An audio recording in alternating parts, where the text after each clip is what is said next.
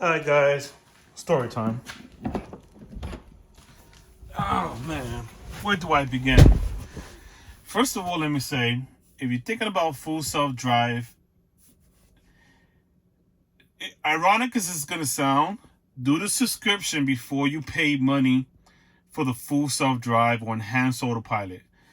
The car comes standard with autopilot, but if you're going to get the full self-drive or enhanced autopilot, do the beta first, or whatever you want to call it. Do the trial subscription before you dish out money and pay for it outright without even trying it out. Because in my case, I try to look at the positive outcome of my story, and the positive outcome is that at least I didn't pay for the full self-drive completely and then have this issue, and now I can't get that full refund, where I'm only losing out on the $199, which comes out to like $215 depending on your taxes, opposed to losing out on $6,000 or $12,000, soon to be $15,000. I'm hearing. But here's the thing. So let me just go right to it. So I ordered I wanted to test out the full self drive. I ordered it one night, at the night of one day.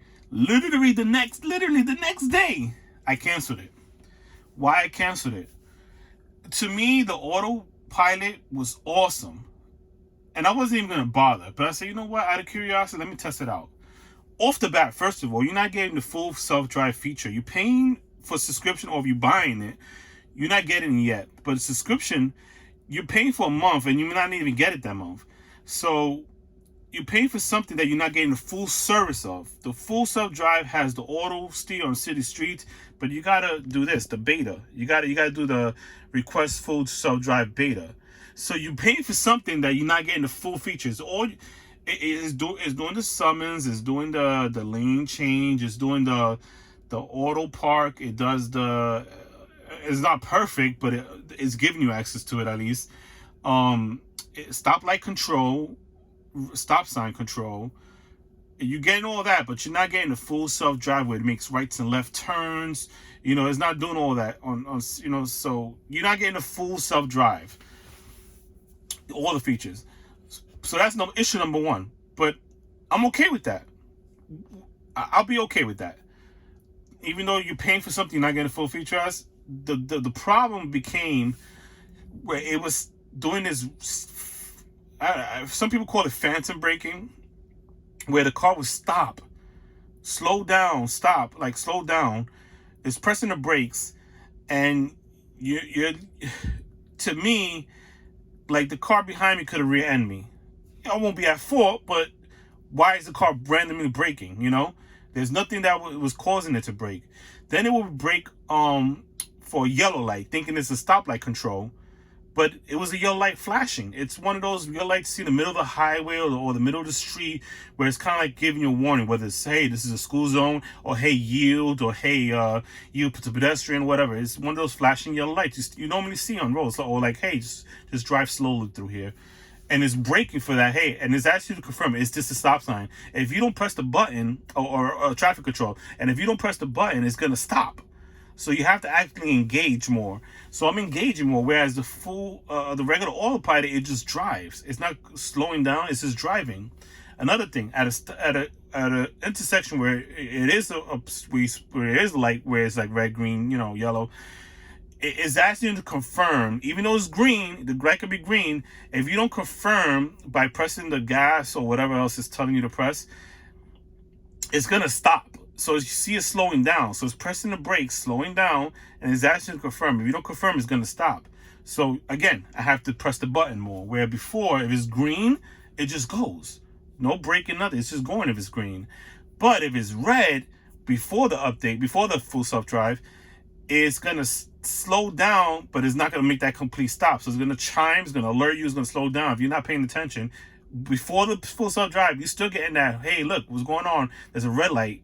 You sure what you like, yo, what you doing? But with this beta, red or green, red is gonna actually stop. That's the good thing about it. But in the green, it's gonna actually confirm, and if you don't confirm, it's gonna stop. So in other words, it's making, instead of being more convenient, it's being more, it's causing more of inconvenience. I noticed this the first night, the whole flashing yellow light, the first day I noticed, within the first 24 hours. That's why I canceled it. I'm like, no, this is it. This is bad. It's bad enough I'm not getting the full access to this full self drive. Now this whatever I'm getting access to is causing more inconvenience. Hell no. Because at least if it was this, but then I had full self drive, like the full access, then I could at least say, okay, this is inconvenience, but at least it's making the right turn, left turns for me. It's like overall, it's making me work hard at doing this full self drive, um, whatever they're giving you access to, because it says request full self drive beta, but so you're only having the navigator on autopilot, and even okay, so navigator on autopilot. Let me explain this way: is it changes lanes for you on the highway, and you can. And I don't like to be in the left lane much, so I put the option. It says, you could do speed-based lane changes. You could change it and stuff, but exit passing lane, right? I put yes because I don't want to be on that lane. But what I noticed is changing lanes, and I have to press no to don't do that. Don't do that. Like no, cancel. Don't do that. So it's like where if I want to be in the right lane, I'm driving with the autopilot before the full self drive, regular autopilot, which comes with every car, it stays there unless you do something to change it. But with this full self drive, it's like, hey, I don't want to be here. I'm gonna change. I'm gonna go left. I'm gonna go right. Okay, yes. If there's a car that's slow, it's cool. But like to me, I feel like it's like, hey, I'll just change it on my own. It's be much quicker. So again, I'm working I'm working more because like if I don't want to change lanes, I have to press the button.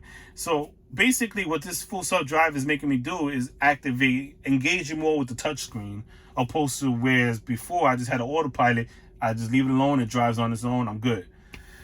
All right, so that's standard inconvenience part. Now the hazard part is the braking, the whatever you want to call it, phantom braking. I know I watched a couple of videos, whatever you want to call it, that braking is inconvenience because to me it's a hazard because now the car behind me might rear end me because the car's randomly braking out of nowhere, and it's not like a slowing down. It's like kind of a hard, a little bit of a hard brake. It's not stopping completely, but that's because when it's doing that, I press the gas to let it go because like, hey, what's going on?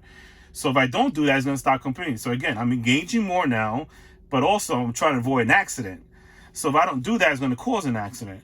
Then another thing it did was, it did that for the yellow flashing lights. It did that randomly out of nowhere, which is weird because I take the route to go, usually the regular routes I go through, it's, on autopilot I had no issues, but with the full self-drive, I'm having issues now.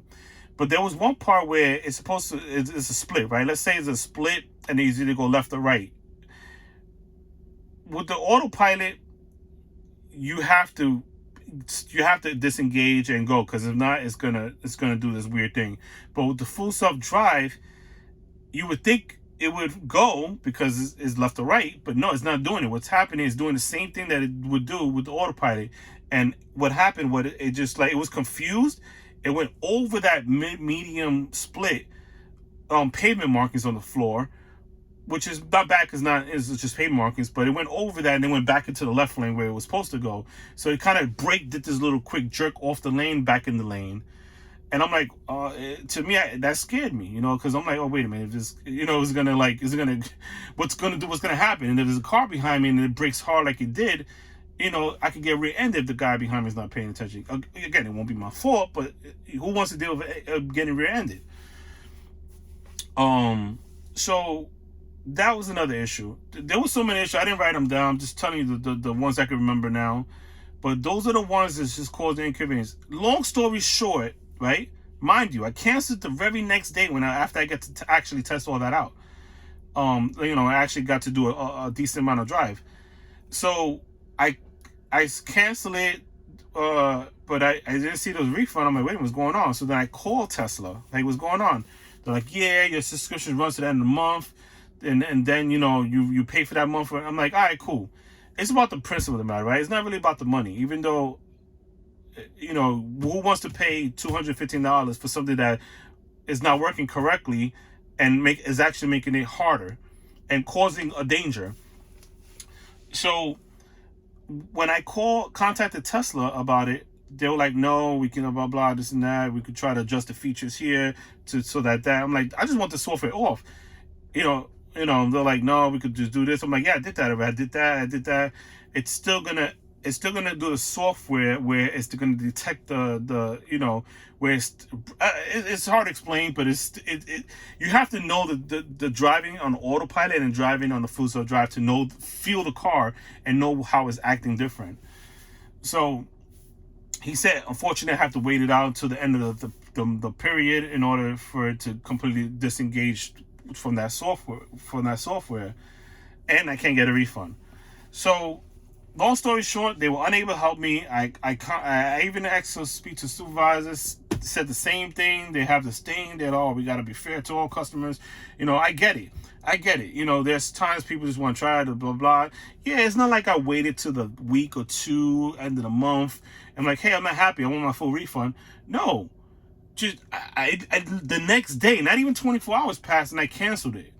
So there's circumstances where certain, scenarios like, hey, look, based on my experience with this, and I'm telling them, and they saw that I canceled it, they should do good customer service and provide the refund.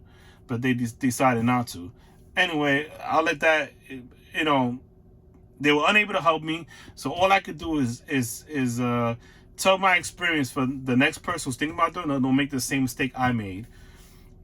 Number one, know that there's no refund at all. There's no refund at all. If you get it, you stuck with it. If it's causing more inconvenience, then you have to deal with it for 30 days. And I even asked the supervisor, can you, all right, fine, you're not going to give a refund. Can you at least take the software out? Because it's still going to cause me inconvenience. And I'm going to have to deal with this for the remaining of the service for the month. And there was no way he could take the software out. He said I had to wait. I was like, wow, that's crazy. So like now I got to deal with this for the remaining of the month. Even if I don't get a refund, I just want that beta or whatever you call that's FSD, full self drive, out of there, so I could go back to my normal autopilot without that extra stuff. So I have to tweak this up a little bit to the best I can, but like the whole navigate, I have to like do a couple of things here. So I have to change it up so it could be less of a burden, but that's where we at. So going back to what I was saying in the beginning, it's ironic, but if you're gonna pay for the full self drive outright, like the actual thing, not the subscription, try the subscription before you do that, because I would hate for someone to lose thousands of dollars on something they're not gonna be happy with. And I look at the bright side. I'm glad I didn't do that. One, I couldn't afford it, but I'm glad I didn't do that. And then I would have been, in other words, asked out. So it's only a month that I'm losing out on, and that's the bright side of it. But I want to share my experience so you guys could be cautious. Oh, by the way, the way I canceled my premium subscription, and to make up for that loss, I just canceled it. It'll add up eventually, but when I canceled it, I'm like, I'm not happy with that, and they didn't give me a refund. I'm just gonna cancel the subscription, and I'll make up for it. So that's how I'm dealing with that. But I'm just not happy with it. Yeah, guys. So long story short, if you're gonna do that, just try it before you buy it. But even I would caution you to wait. Watch a couple of videos on it. You see my videos, see other videos, and see their experience, and then make your own decision on whether you want to try the subscription or not. But the way it is now, just know that the subscription, as of this recording, is not the full software. It's still in beta. So you're not going to get the full package of the self-drive until that is available to everyone. They have a driving score, something like that, and you can request it, but it's no guarantee you're going to get it. So you're paying for something you're not getting the full service of, and as of now, until they fix those issues. And to be fair, these are issues that they could fix. It's not like these are issues that they can't fix. It's just quirks. But I'm just very shocked that a big company like Tesla, customer service, is not, hearing out each, case-by-case scenario and say, okay, I get it. You did cancel it right away. You are having these issues. It is still beta. We understand. I understand. Fine. It's the principle of the matter. But you know what? That's fine. I'm going to make this video, and I'm going to let you guys know so you guys don't make the same mistakes. Other than that, I love the car.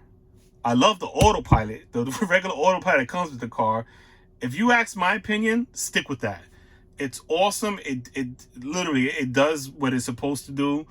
The autopilot, there are little quirks here and there with the autopilot, but I got used to it. It wasn't as bad as the full self-drive quirks. That dude, big difference. It basically it stays in your lane. If you're like one who changes lanes a lot, autopilot is awesome. The car is awesome. The autopilot is awesome. I'm happy with it. I'm happy with the purchase. I'm not happy with that subscription. I'm not happy with the full self-drive as it is right now. But I'm sure in the future they'll get it fixed and it'll be worth it at that point. But at this point now in beta, in my opinion, it's not worth it. So I would say wait or try it with the subscription like I did, and hopefully you won't have these issues, or hopefully those issues are fixed by the time you try it. But overall, love Tesla. No complaints with Tesla. Just not good with their customer service and how they dealt with my scenario. So thanks for watching. Hopefully this video helps. Take care.